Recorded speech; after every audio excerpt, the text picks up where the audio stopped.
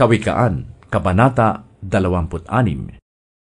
Ang papuri di angkop sa taong mangmang, parang ulan ng yelo sa tag-araw o panahon ng anihan. Ang sumpang di nararapat ay hindi tatalab, tulad lang ito ng ibong di dumadapo at lilipad-lipad.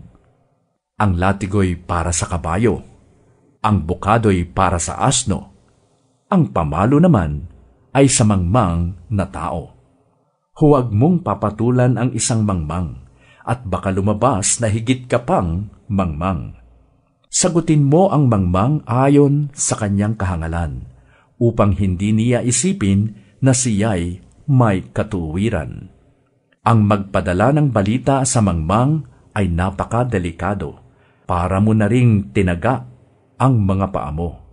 Kung ang paang pilay ay walang kabuluhan, ganoon din ang kawikaan sa bibig ng mangmang.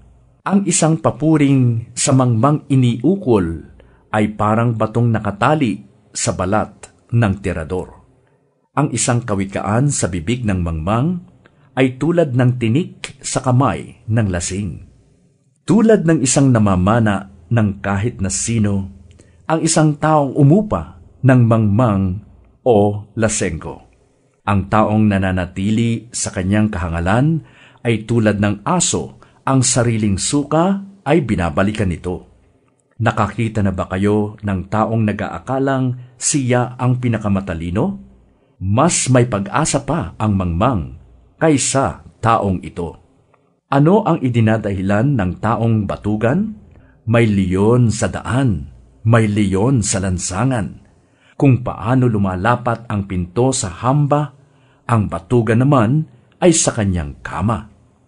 Ang kamay ng tamad ay nadidikit sa pinggan, ni hindi mailapit sa bibig dahil sa katamaran. Ang palagay ng tamad, siya ay mas marunong kaysa 7 taong wasto kung tumugon.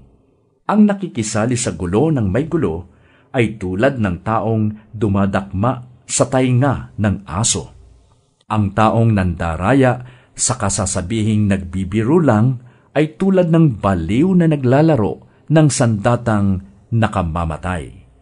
Namamatay ang apoy kung ubos na ang kahoy.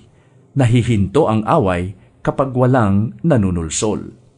Kung ang bagay nagdidikit dahil sa pag-ihip at nagliliyab ang apoy kung maraming gatong, patuloy ang labo-labo kung maraming mapanggulo. Ang tsismis ay tulad ng masarap na pagkain, masarap pakinggan, masarap namnamin. Ang matamis ngunit pakunwaring salita ay parang pintura ng mumurahing banga. Ang tunay na damdamin ng mapagkunwari ay maitatago sa salitang mainam, matamis pakinggan, ngunit huwag paniwalaan, sapagkat iyon ay bunga ng kanyang pagkasuklam. Maaaring ang galit niya ay maitago sa magandang paraan, ngunit nalalantad din sa mata ng lahat. Ang nag-uumang ng bitag ay siya ring mahuhuli roon. Ang nagpapagulong ng bato ang siyang tatamaan niyon. Ang taong sinungaling ay galit sa kapwa. Ang madayang salita ay nagpapahamak sa iba.